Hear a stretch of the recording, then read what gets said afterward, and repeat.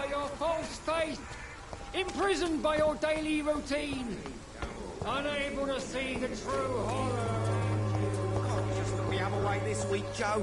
Come on, we can sort it out, right? It's not my call, Barrett. You pay my way or not.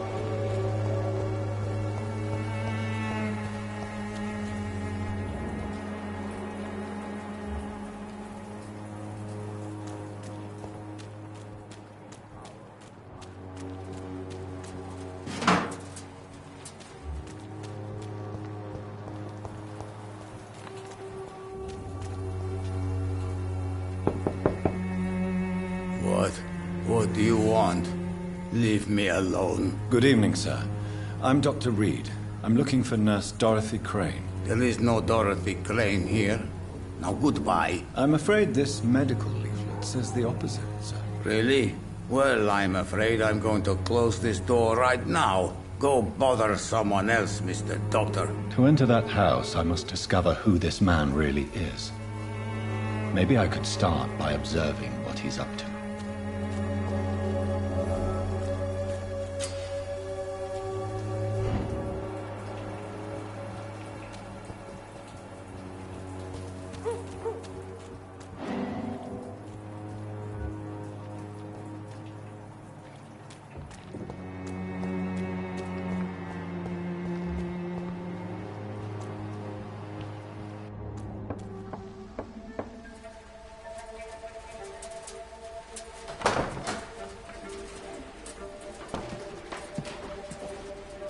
A strange man was at the door with a pass for our medical facility. I refused him entry. Darius, how could you know he didn't need our help? His clothes were too finely tailored to be for Whitechapel. Perhaps just a friend of that stray poet who is always about. Richard Nithercott? No, not of the same cloth, this man. I suspect some machination from that journalist. Clayton Darby. Is he still asking questions? Yes. I saw him drifting around St. Mary's Church. I swear he is tracking me just downwind.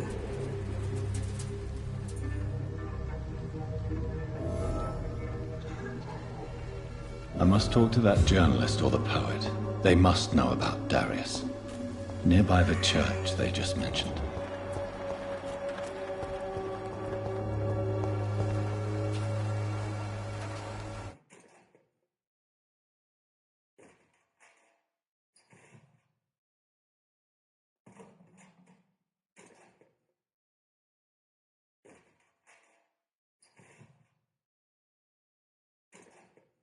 Good evening, miss. Good evening, sir.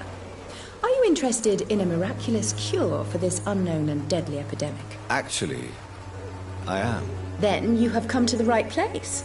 The famous Swanborough cordial is all you need to help keep you in perfect health. Oh, really? Why didn't I hear about it during my studies? I'm Jonathan Reed, by the way. Dr. Jonathan Reed. Ah, my brother has spoken of your research, sir. I'm Loretta Swanborough, and it's always a pleasure to meet a fellow healer. Tell me, who intrigues you most in Whitechapel? The region itself is something to see, but I would say Camellia the mute florist who gives away her flowers.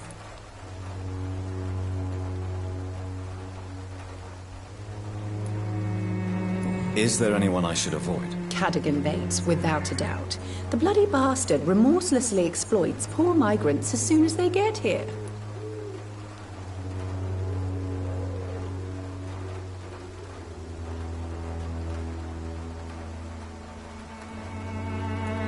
What do you think of the locals? Most of them are afraid or desperate. They all come to me eventually for my remedy.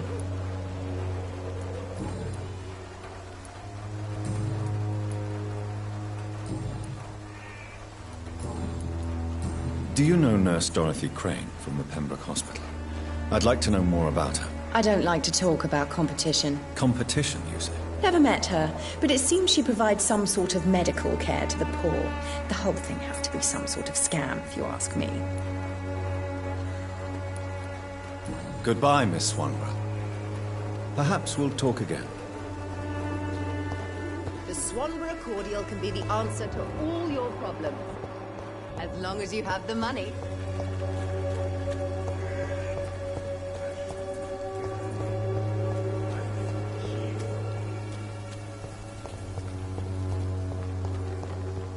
Take a look. Don't be afraid. Cheap price, good quality. Come on, take a look. Don't be afraid. Trickery. You are blinded by your false faith, imprisoned by your daily routine, unable to see the true horror around you. Excuse me, sir. Are you familiar with this part of town? Name's Clayton Darby, reporter. Sorry, I'm new to Whitechapel. But perhaps you could help me since you're a journalist. My name is Jonathan Reed. Dr. Reed, the famous surgeon. I'll gladly help if I'm able, sir.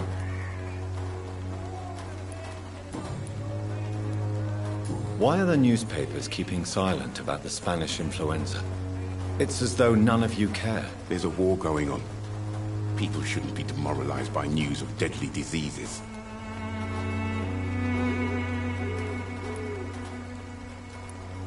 I served in France. Our top priority must be to put an end to this butchery. This war must stop now. Sir, streets are a battlefield too. An invisible and untold war is going on, and it must be stopped. Christina Popper claims she sells her body because she can't find any other work. Do you believe her? Of course I do. Her story is exactly what I want my readers to understand.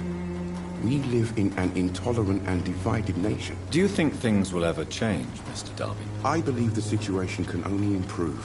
And now that women can vote, I'm convinced things will change. Have you any idea of the danger you face in these streets at night? I've had to run and hide more than once from frenzied mobs incensed by the fever. Do you think the flu is really responsible for this, Doctor?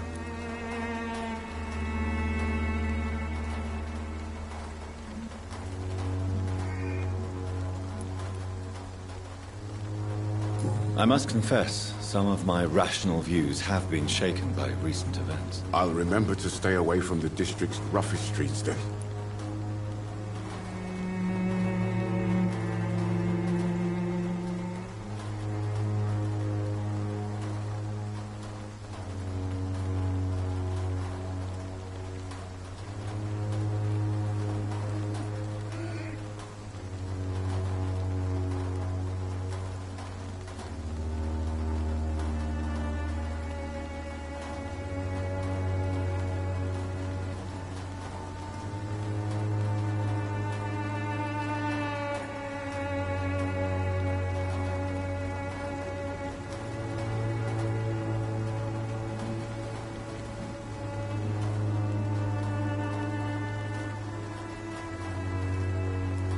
What is a journalist doing in this borough after sunset? He goes where none of his colleagues would dare to go, to inform the country.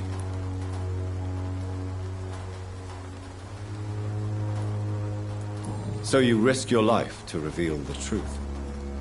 I saw many reporters do the same during the war. Whitechapel is the crucible of so many untold stories and tragedies. I want people to know them. That's quite honorable of you. But is the public interested? Not at all, sir. And that's why I'm an independent journalist, hoping to sell some stories.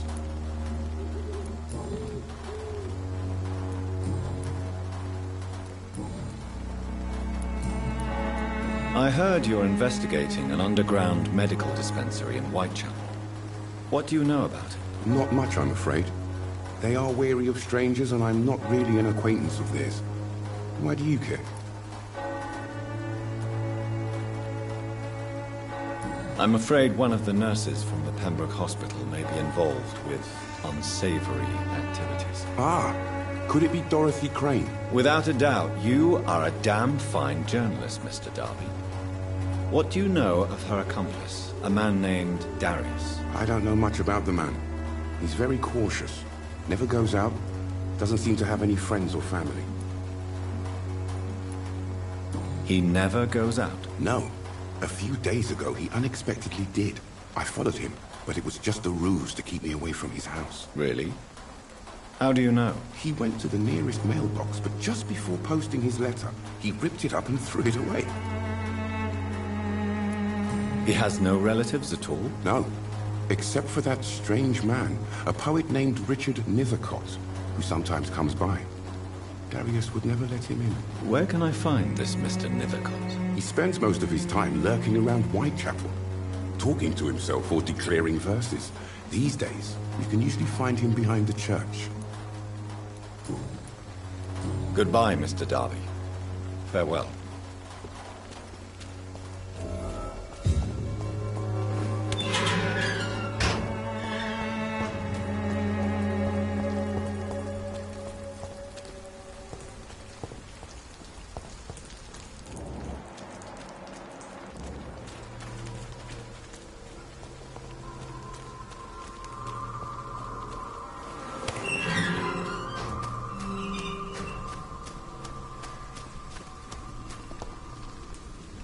Good evening, sir. I'm Dr. Reed. I would like to ask you a few questions. Please be my guest. Although I may not be the best informant regarding this part of town, my words speak about that which the eyes cannot see. Really? Are you an artist of some kind? I'm a poet, sir. Richard Nithercott, at your service.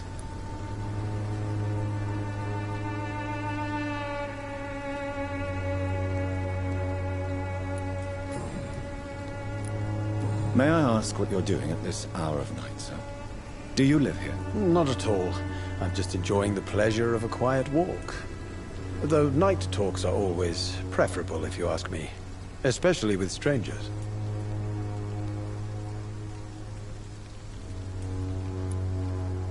But are you not afraid of the epidemic? Oh, why should I? I see some equity in the Spanish flu. No flesh should be saved, say the scriptures. Good or evil, rich or poor, all are equal in the eyes of the flu. If you say so. But as a physician in a time of epidemic, I must caution you to avoid unnecessary exposure, sir. Thank you, Doctor. But we both know the seeker of truth has to go boldly where the weak dare not.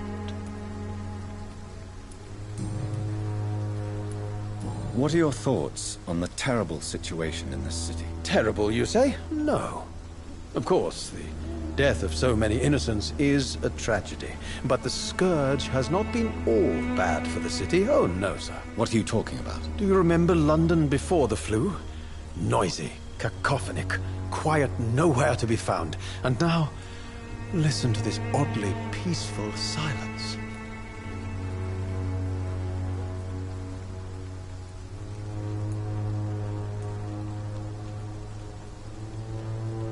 Yes. The enjoyable silence of the grave.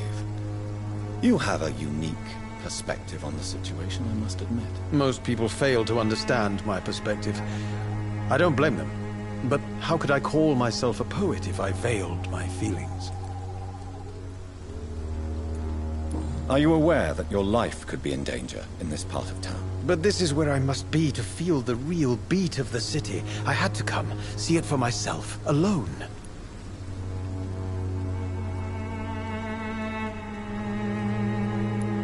If some misfortune came upon you, who would be here to help you? Well, you, for a start, my dear doctor.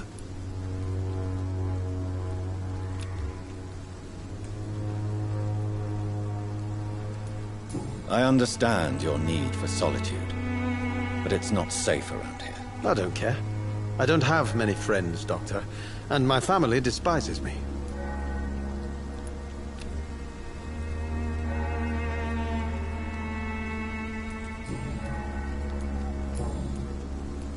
May I ask you a few questions about the district? Extraordinary part of town, is it not? I'll be glad to help you, if I can. What can you tell me about an old man called Darius? Darius Petrescu? Yes, I know him. At first, I thought he was only a small publisher. I invited him to publish my work, but his reaction was pretty clear. Not interested in your talent? Darius is an old political activist who takes delight in printing tracts and lampoons. Those communist activities only require mediocre writing skills.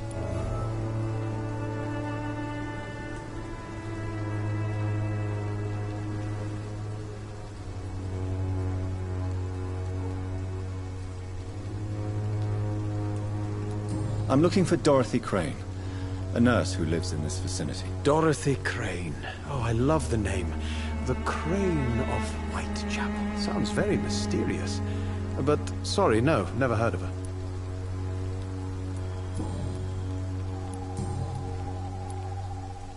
Tell me, Mr. Nethercott, why seek inspiration in Whitechapel? The place is not beautiful per se, but how to explain it? Stirring and challenging.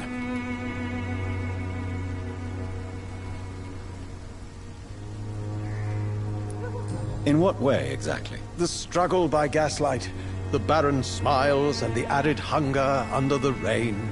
If you say so. Such vibrant antagonism and vivid paradox. The stripped humanity raged across each street. Vivid, of course, yes. And what about the poignant distress? Oh yes, the poignant distress. You see what I mean, don't you? That's what I want to write about, and that's what Whitechapel is made of. Do you not think it a little morbid? On the contrary, sir. Whitechapel is full of life, full of beauty.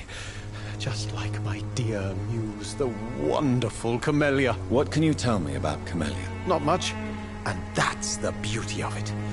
She can't speak, you know. She's a locked mystery who exhales kindness and sweetness.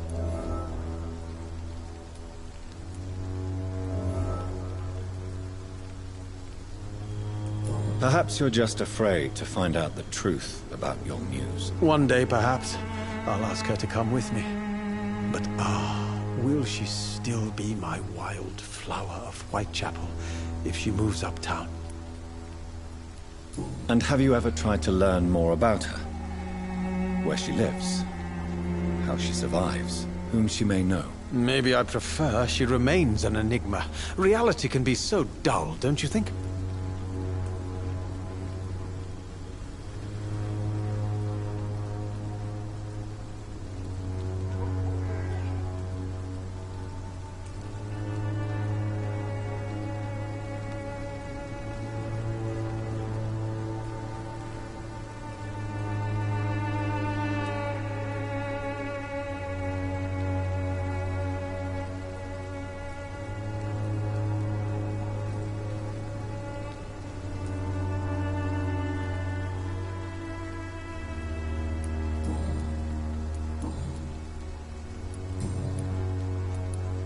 I'll leave you alone, sir.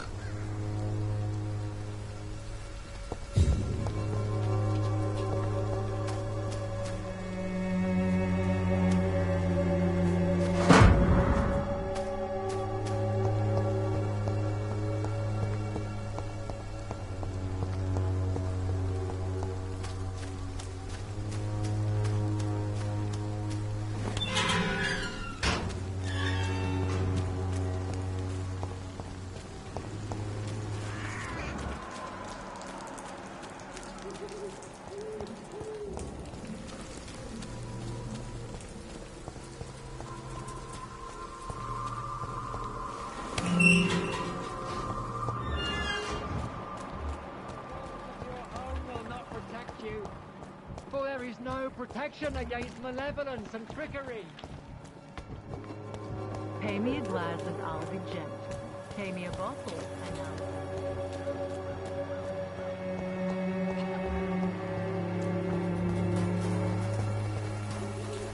Good evening, miss. I'm Dr. Reed. I'd like to ask you a few questions. I know what you're thinking. A tall stranger who meets a girl in the street at night. It reeks of the penny dreadfuls. But I mean you no harm, truly.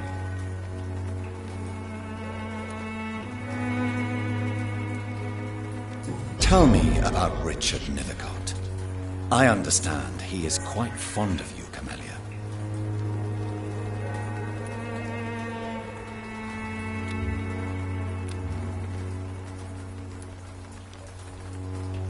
I know you understand what I'm saying. Your silence has nothing to do with you being mute, does it? Very well. Goodbye then.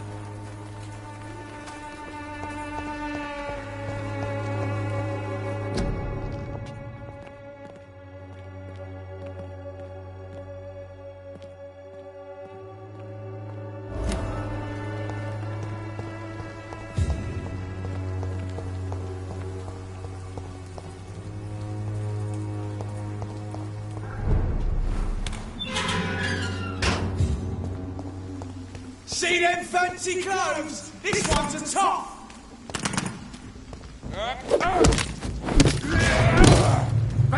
Demon! Die, vermin! We have to stop it! Stop the fire!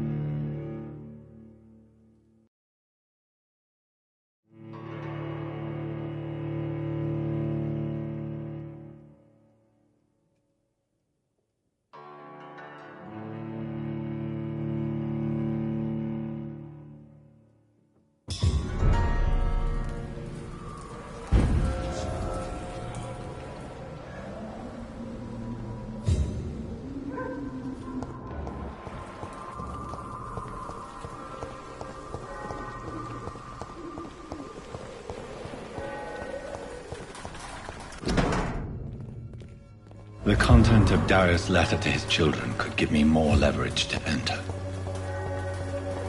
Darius is a bit less of a mystery now. It should not be that difficult to incite him to let me in.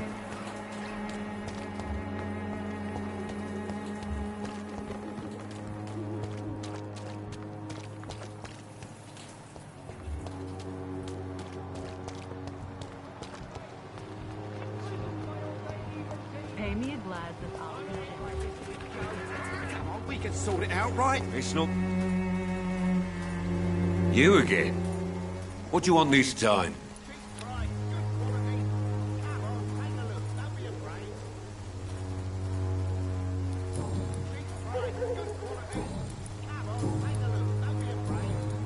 Goodbye, Mr. Peterson.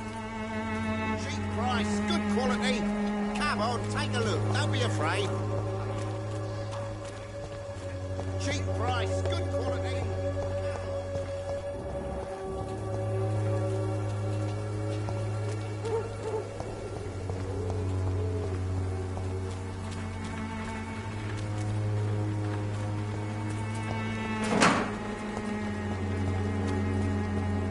It's locked, all right.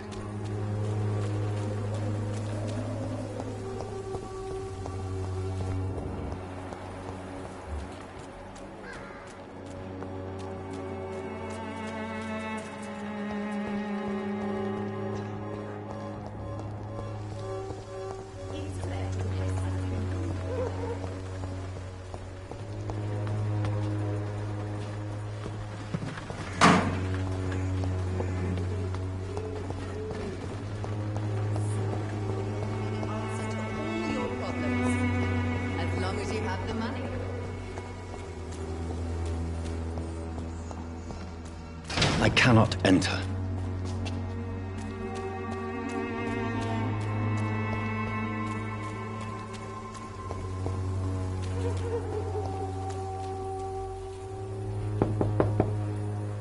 Mr. Petrescu, just 1 minute, please. You again? Go away. Sir, wait. Stop this nonsense. I know Nurse Crane is here. Shall we speak man to man, you and I? All right. Speak up. Don't you see we're on the same side? We fight to help the poor, sick, and abandoned. I'm nothing like you, Mr. Doctor. Yes, you are. You too believe in providing medical care without charge. You know what we have to sacrifice to make the world a better place. I have to admit your words have conviction. All right, I'll let you see Dorothea. Don't make me regret this, though.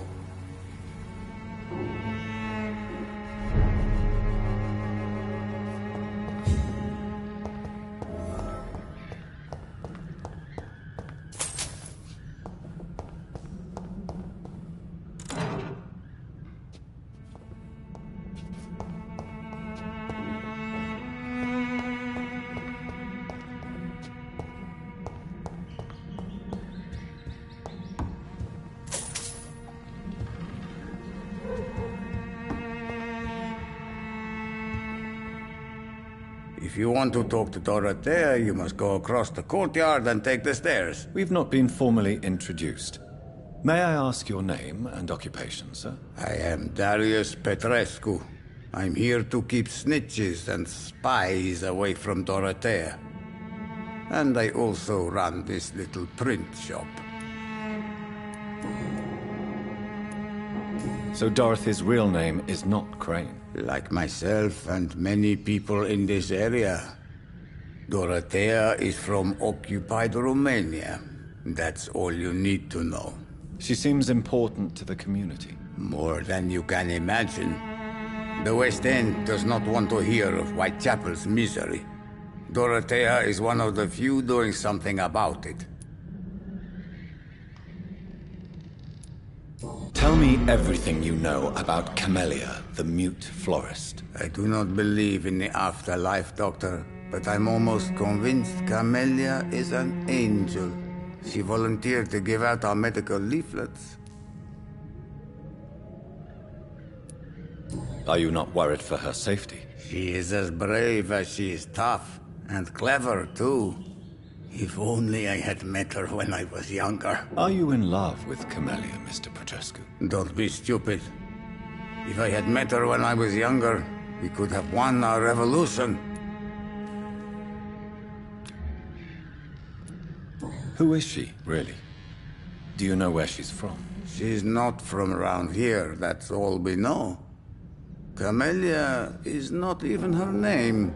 It's her favorite flower. You say she has no close family? Well, there's that awful poet who constantly follows her around like a lost puppy. A good man for sure, but a very poor writer.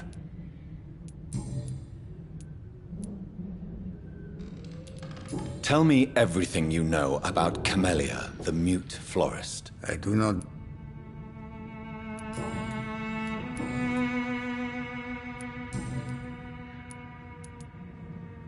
Do you have any family left, Mr. Petrescu?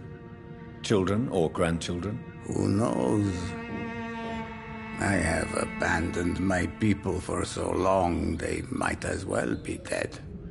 As dead as I am for them, I suppose.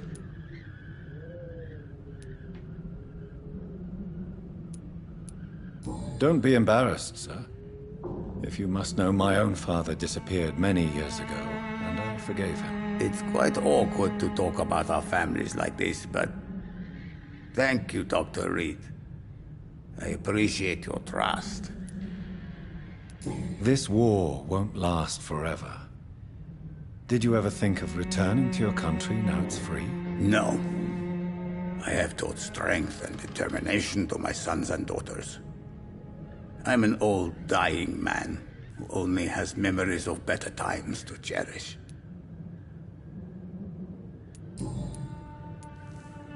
How did you meet Nurse Crane, Darius? Why does she trust you? I'm her oldest friend in England.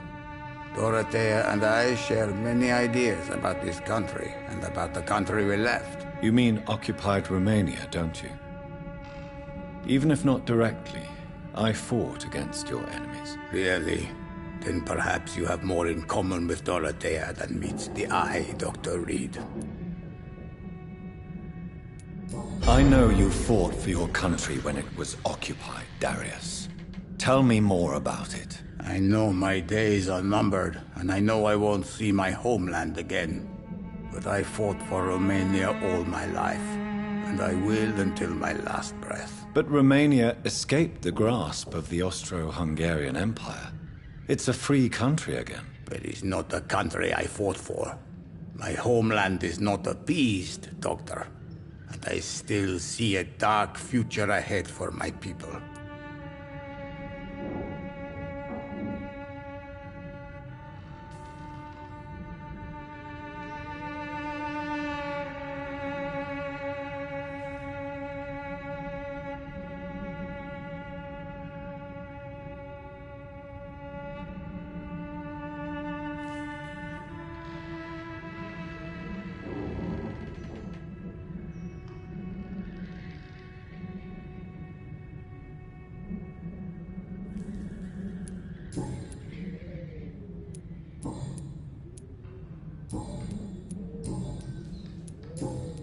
Goodbye, Mr. Petrescu.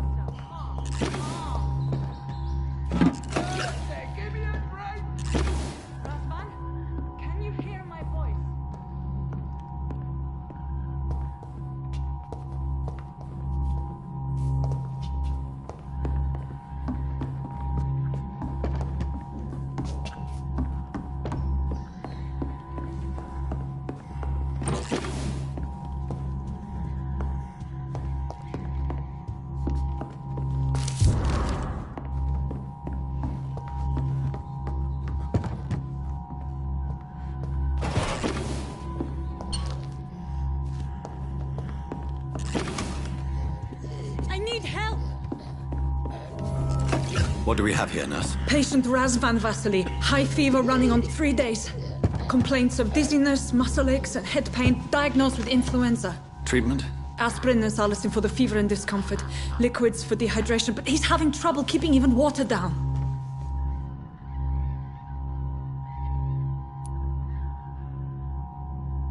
Thank you, nurse. Anything else I should know? He did lose consciousness this morning, but he's never had convulsions like these. He's not convulsing, he's choking. He's not getting any air. Scalpel! Hand me that scalpel! What can I do, Doctor?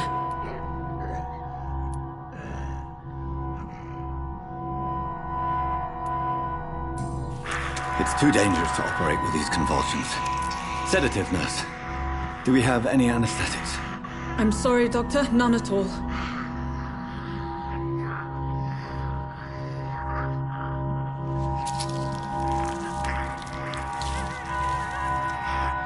I need to perform a tracheostomy. Short pipe. That rubber tube will do. We're going to cut a passage for air through the neck. Yes, Doctor. He's breathing again, but he's coughing up blood. Internal hemorrhaging. I need to make another incision into the chest cavity to drain the fluids from the lung. Prepare another tube. A thoracostomy? Doctor, we've nothing to fight the infection. We need an aseptic environment.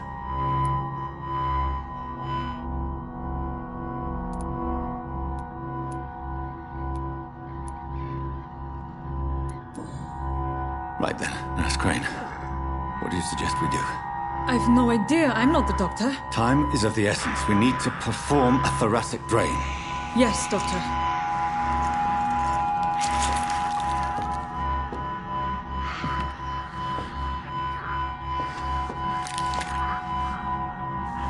He's still bleeding, Doctor. I'm losing his pulse. The drain must have punctured the intercostal artery. There's too much blood. Are you all right, Doctor? I can't see.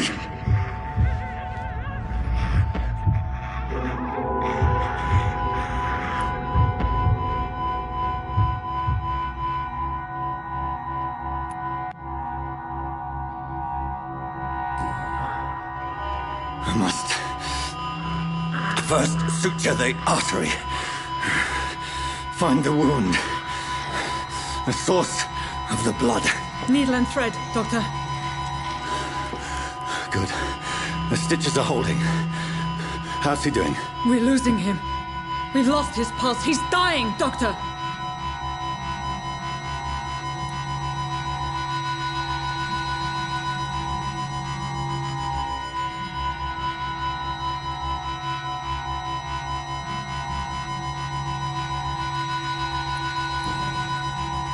Cardiac massage, now. Cardiac... What? Are you making this up as you go along?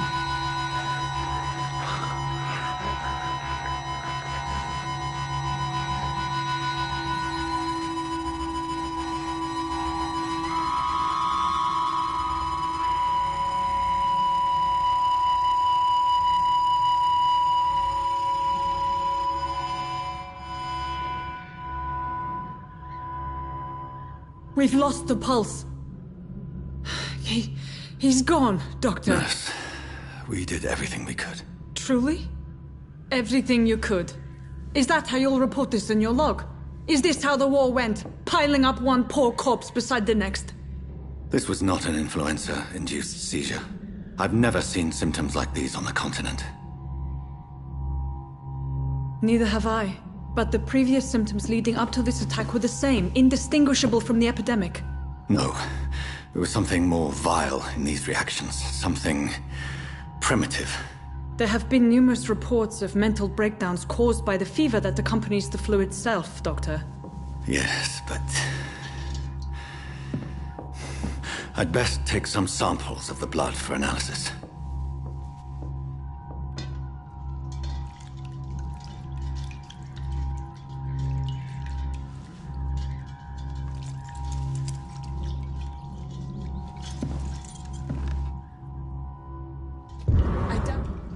I suspect it was more than intuition alone that led you to us. So, how might I be of service, Dr. Reed?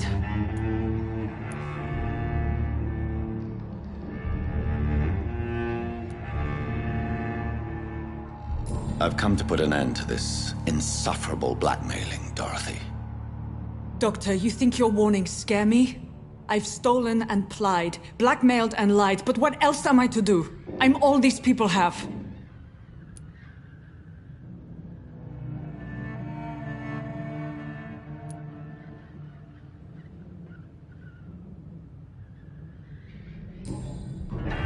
You've convinced me of the sincerity of your actions and their noble justifications. But all the same, blackmail is a crime, and it will stop, Nurse Crane. So, are you going to turn me over to the authorities?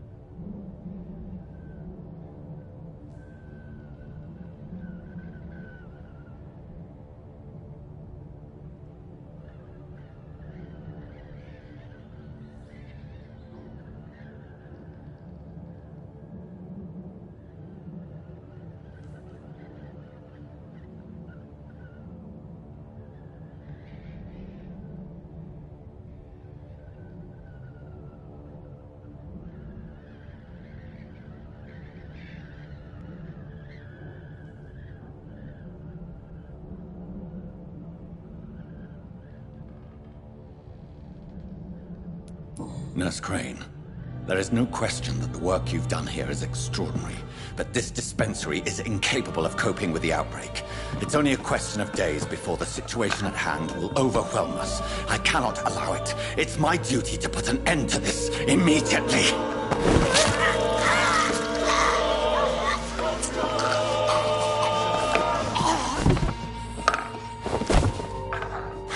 I'm not ashamed. I did what was right. For in the end, I saved lives and you took them. But we had so much in common, Doctor. Don't you see that?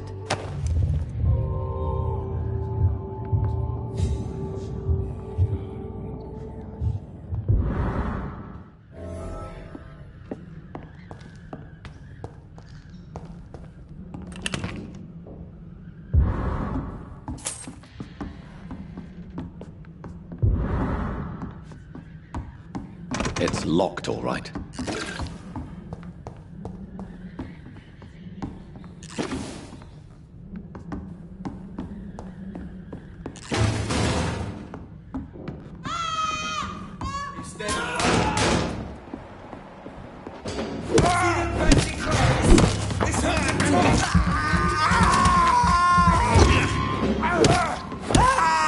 Filthy piece of shit!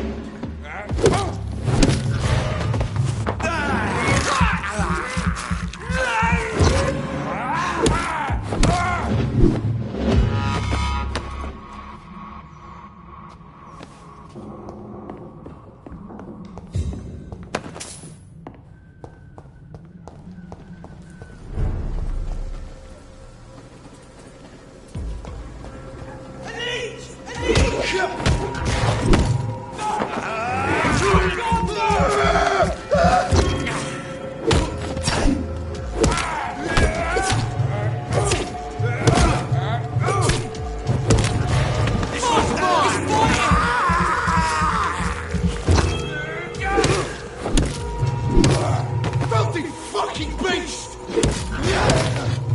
The leech has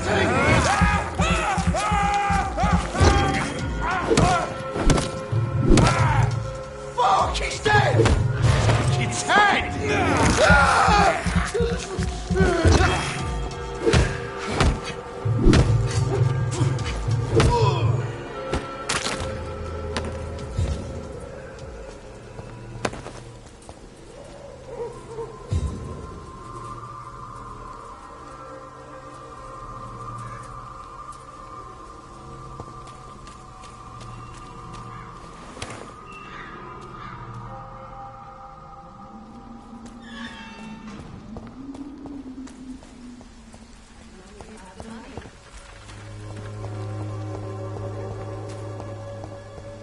When science fails you,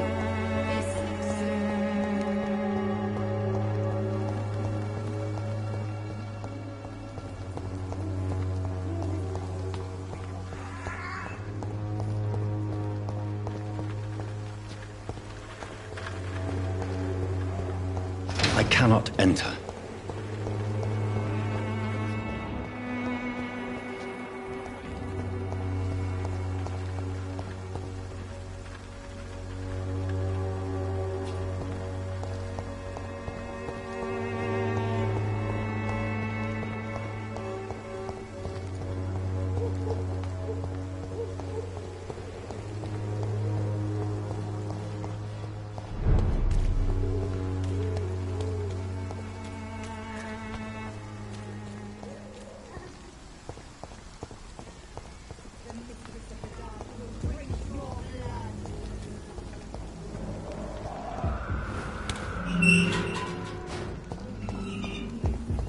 Human blood. Whoever left these marks did so deliberately. kill it, boy! There's one of them burning!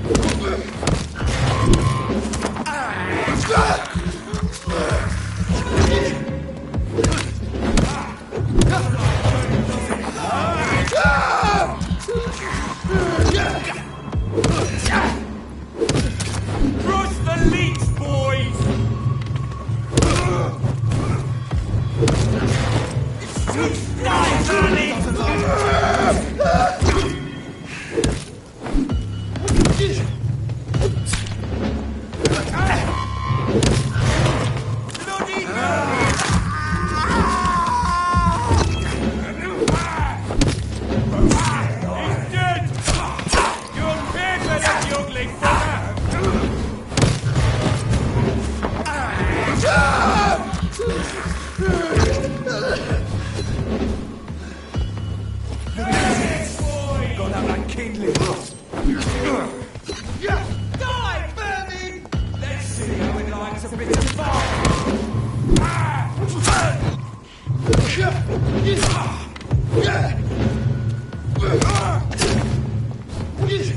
Cross the leaps, boys!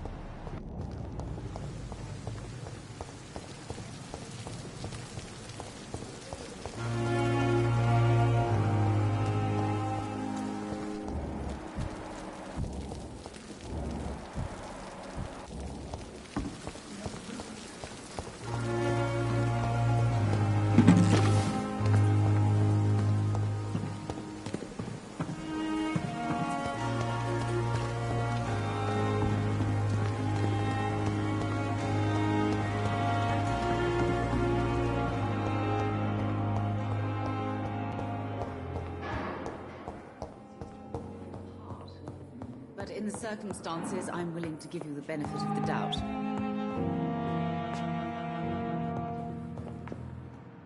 I will not let you down, my boy. Good evening, Mr. Goswick.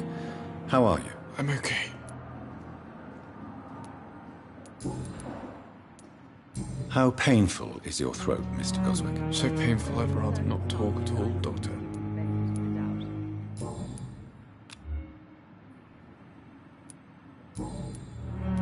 I have to go now, sir. But don't hesitate to contact me if you need any help. Good evening, sir. Doctor.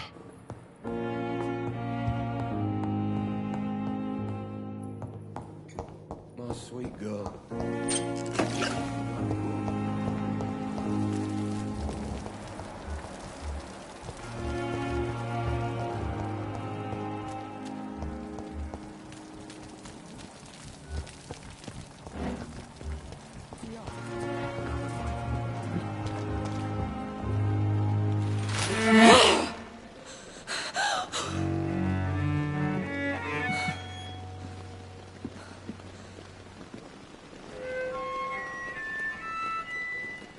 I would ask you to avert your eyes, sir. Or did you not know it was rude to stare? I knew it. Speak up, Dr. Reed. I like a man who speaks his mind.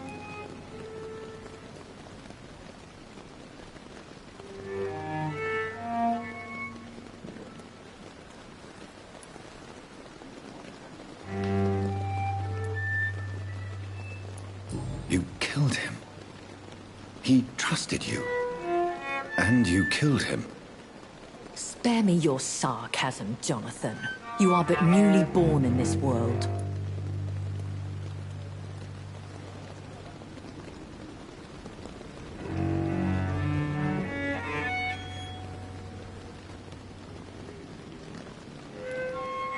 We are vampires. We live by leeching the blood from weaker prey.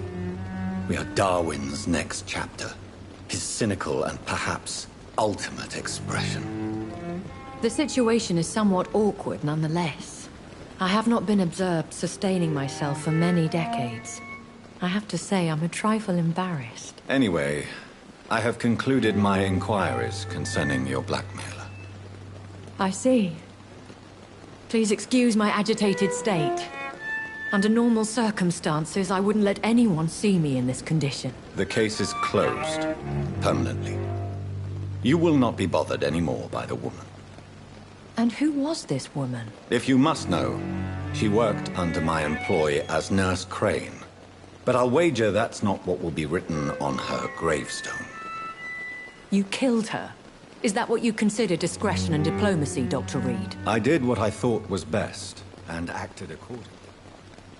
You will learn that trust is a rare and precious commodity in the Immortals world, my young doctor. And your actions have not induced me to offer you my support.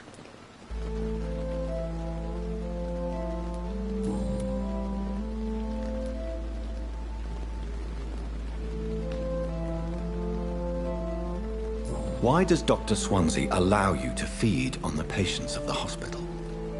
Dr. Swansea is a good and compassionate man. He is trying to find a solution for our hunger. Until that happens, he is clever enough to understand that I only feed upon the dying.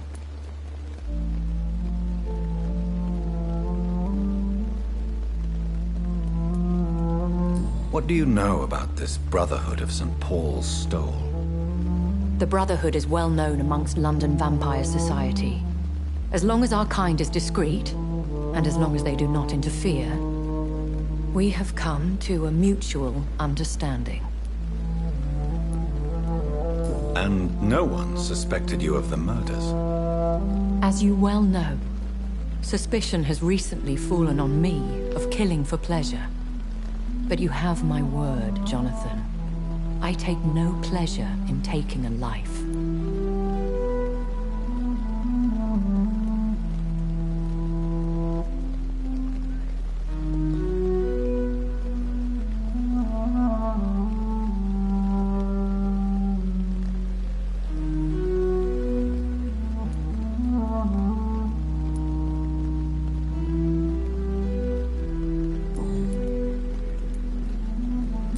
Why did you save me in the canning factory? I could hardly stand by and watch such a promising young blood as yourself be torn to shreds by some gutter scowl.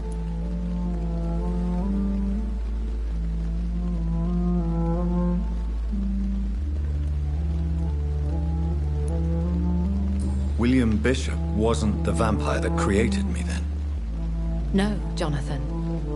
Whatever their strength and demeanor, Scowls are the progeny of careless vampires. It cannot be the other way round.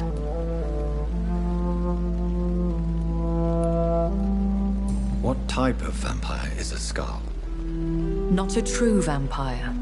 The deformed offspring of lesser vampires. It is a shame these creatures run wild, slaves to their baser instincts.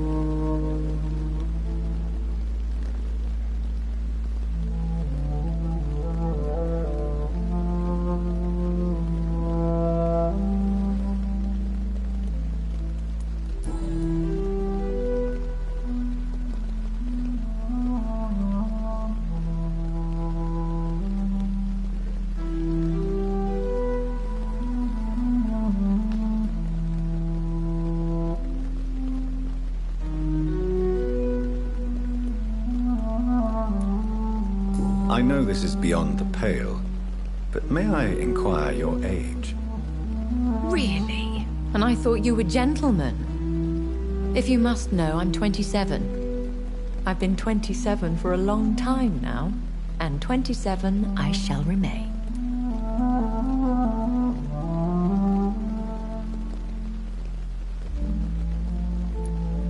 And who bestowed upon you this eternal youth? My maker. He left this isle a long time ago.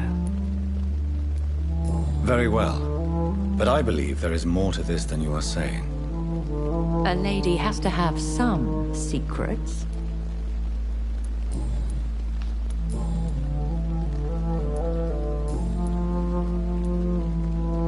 I've been hearing a voice talking in my head.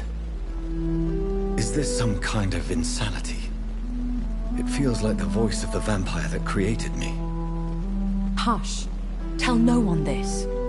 It would be unwise to talk of such things amongst British immortals.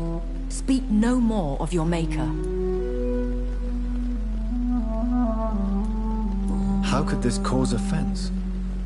Only the powerful immortals can mentally call to their progeny. No vampire or hunter will sleep easy, knowing that an unidentified elder is stalking the streets of London. Excuse my forwardness, but... are you my maker? Me? Goodness, no. Only a foolish immortal would create a progeny without taking precaution, and I'm no fool.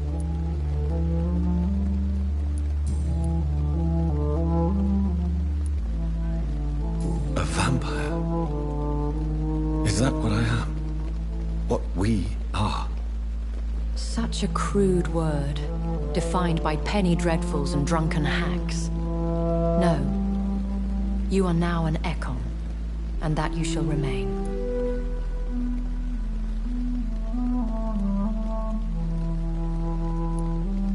Are you an Ekon too?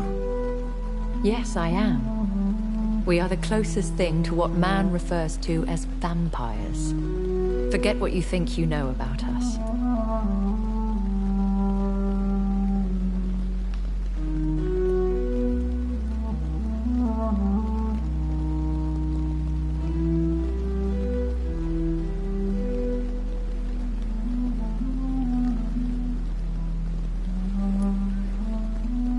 So we are Ekons. How can I identify us amongst other vampires? How to put it? All Ekon are vampires. But all vampires are not Ekon. We are but a branch of the immortal tree. I don't understand. Why was I created and then left for dead? That is a question only the one who made you can answer. It's not normal practice. I doubt even if you find him, he will answer you, considering how cruelly he treated you.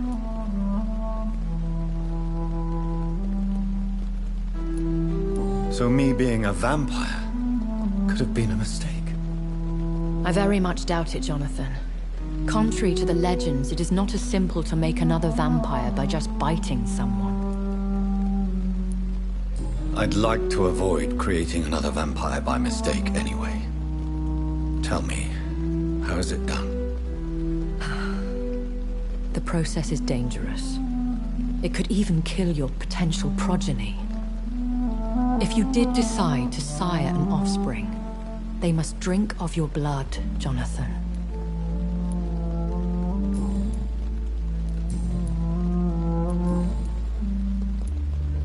I've been away from London and England for 3 years. This isn't the city I remember. Things have gone from bad to worse here, Jonathan. I've lived in this city for a long time, and I've never seen it like this.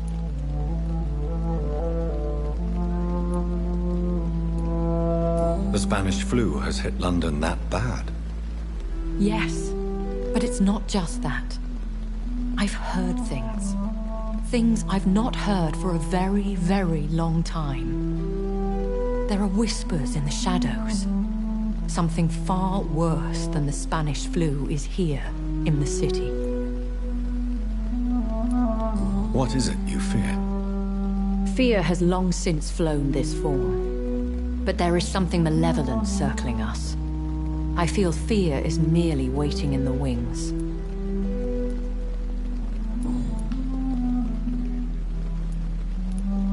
Are there many vampires here in London? Immortals are of a rare breed, and we often tend to hide. But you may occasionally meet some of us at night.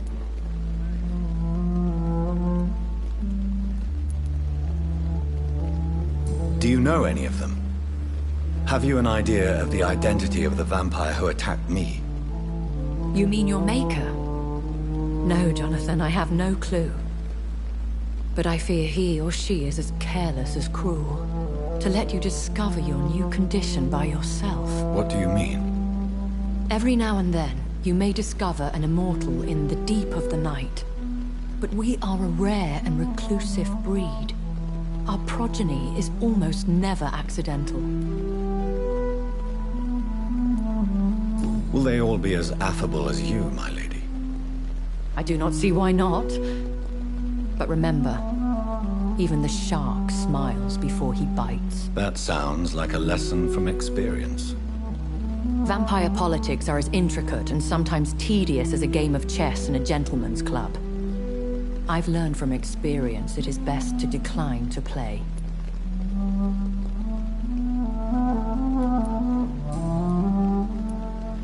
When I awoke, changed, I was chased and attacked by vampire hunters. Prepared and well-trained. Though I can't be certain. More than likely, it was the once glorious Guard of Priwen. You make them sound like some sort of cult. More a society. And like all the best ones, a secret society. I thought them almost gone. But it seemed they have been recruiting. Once glorious, but still dangerous. They have seen better days, but all fanatics are dangerous. You would be wise to stay clear. They are sworn to destroy our kind.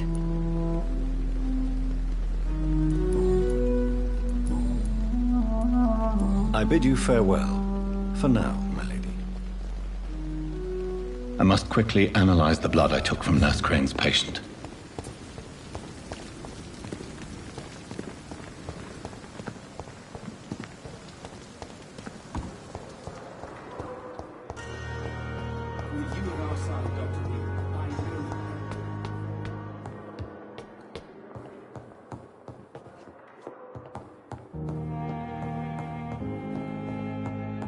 It's locked, all right.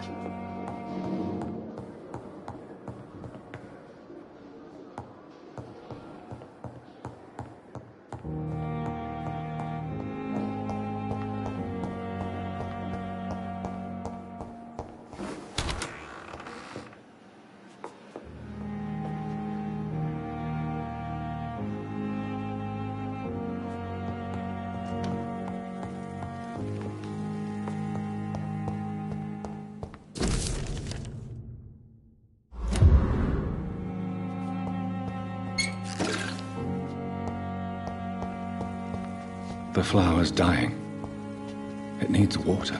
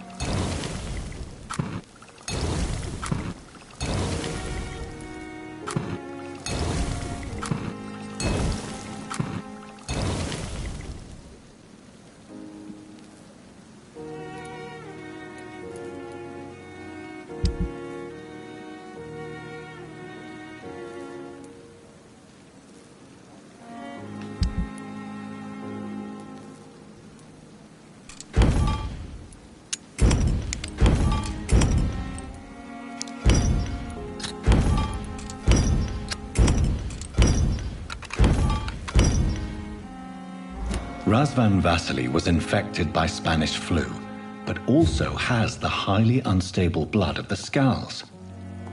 Is the London vampire epidemic transmitted through the flu? I should talk to Dr. Swansea about it.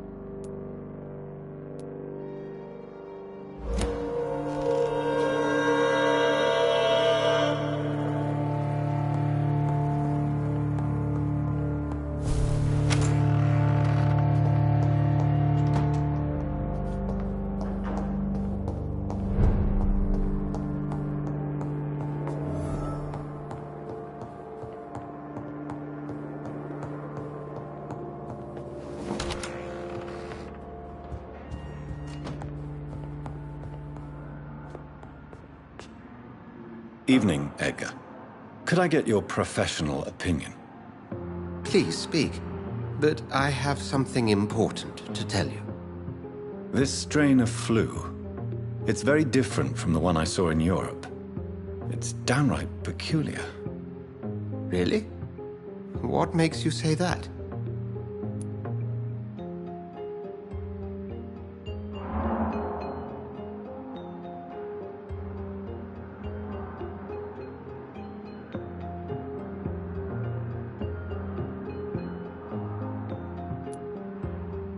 I've just looked at the blood of one of our recently deceased.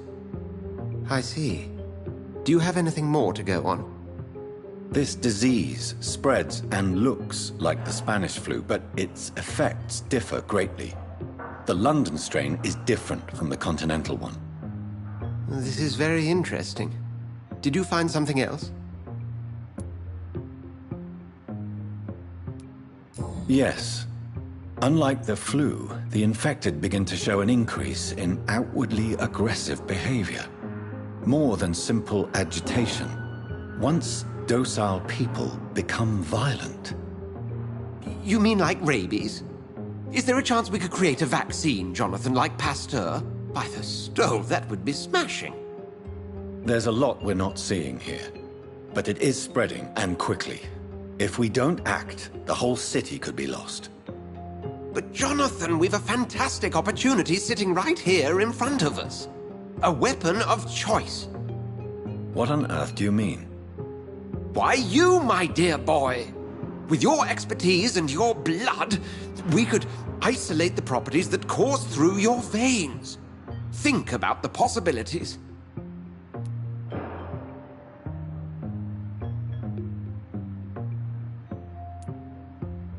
But the risk of infection using vampire blood could compound the situation. I know, but your blood now carries remarkable regenerative properties. With our minds and your blood, there's nothing we couldn't cure. We'll discuss this more later. Thank you for your time. No, thank you, Jonathan. But as I said, I needed to talk to you. I have some rather bad news. Yes?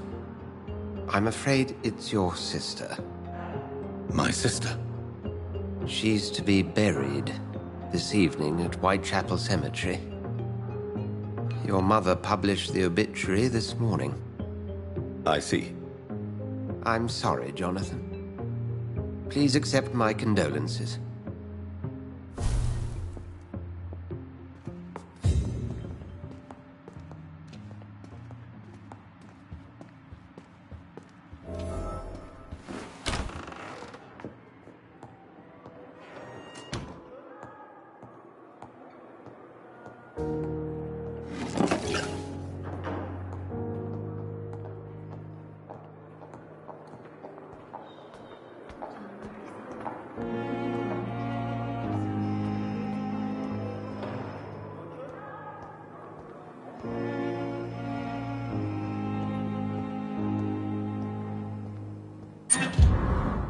It's locked, all right.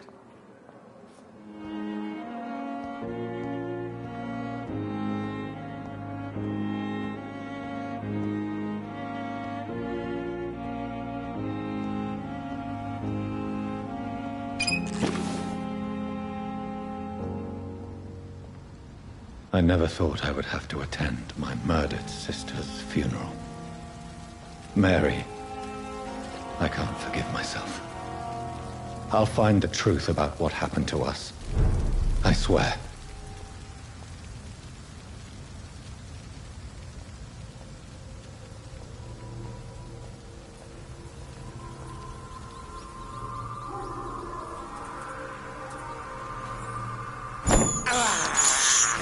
This is despicable.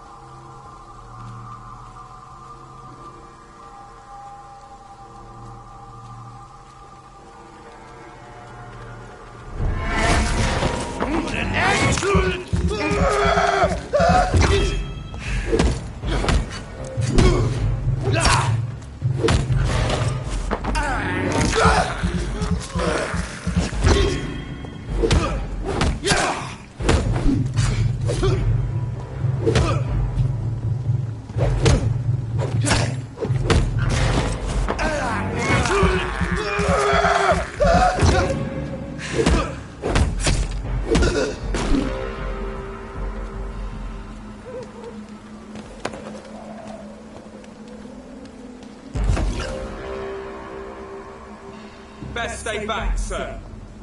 It's a leech!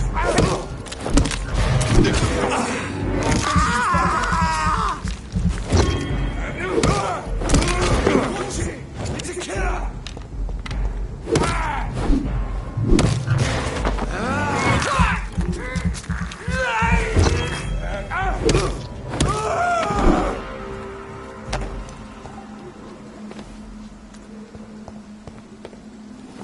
My dear sister, I don't know if I have the strength.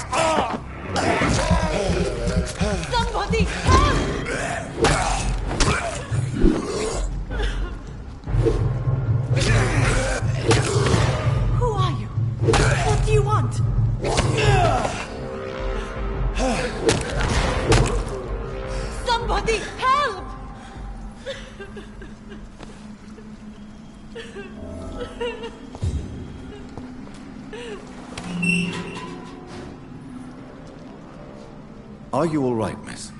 I don't know. Who were those people? They wanted to kill me. Why? They've lost their minds in the epidemic. They won't come back for now. You seem to know a lot about them, sir. I'm Dr. Jonathan Reed. I'm investigating this disease. I am Xiaoxun. Thank you so much for helping me, Mr. Reed. I must go to the cemetery now. Goodbye.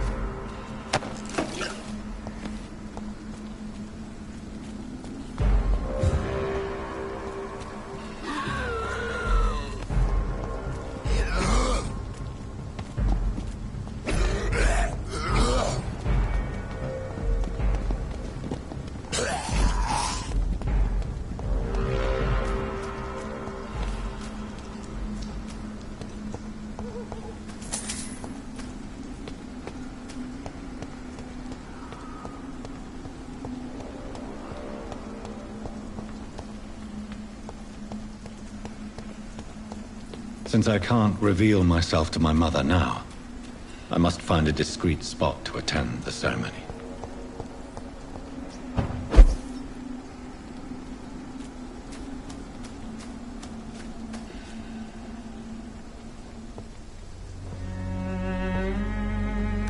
I am the resurrection and the life. He that believeth in me, though he were dead, yet shall he live. And whosoever liveth and believeth in me shall never die. We commend unto thy hands of mercy, most merciful Father, the soul of our sister departed, and we commit her body to the ground. Earth to earth, ashes to ashes, dust to dust.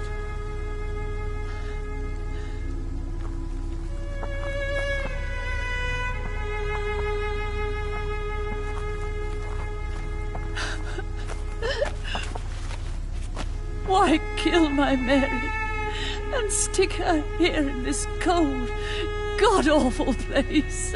These are the legal requirements for the epidemic, madam. Oh, Avery, I feel so tired. Please take me home. Yes, madam.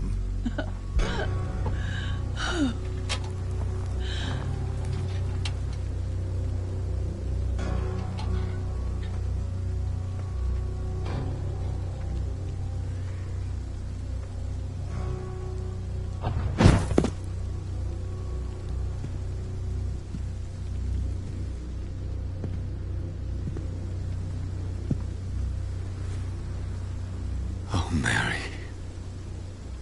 What have I done?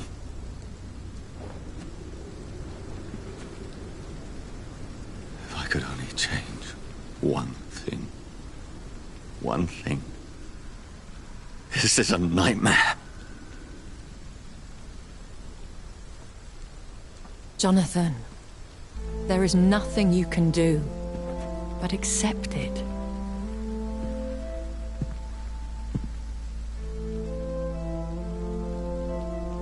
What brings you here? I thought you could use the company. I am so sorry for your loss, Jonathan.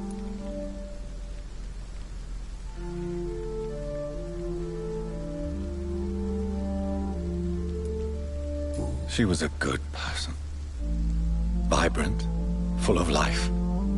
She was kindness incarnate, my Mary. You're a good person, Jonathan. And a young Ekon. A newborn cast into the night without so much as a candle to guide your way. She had been scouring the most dangerous parts of London in search of me. And it led to her death. Jonathan, don't. I still hear her last thoughts. They echo in my head. Her mind shattered, and it haunts me. Jonathan, stop. Listen carefully. You must come to terms with this. You must learn to live with what happened.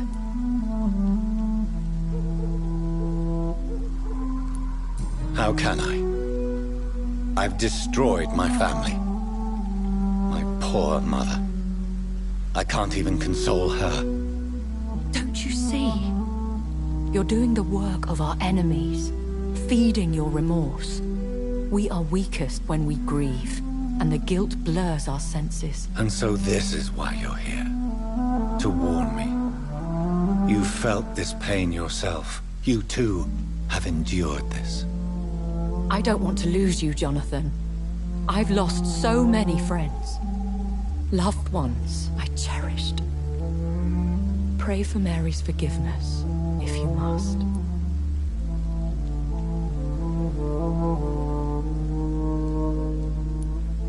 You may be right. Of course. I've stared upon this world for centuries, and time has taught me to deal with guilt, if not erase it. What should I do then? St. Mary's Church is not far from here. Go there and make your peace. Find the solace you need. My lady wants me to confess. No, Jonathan. It's you who wants to confess, I think.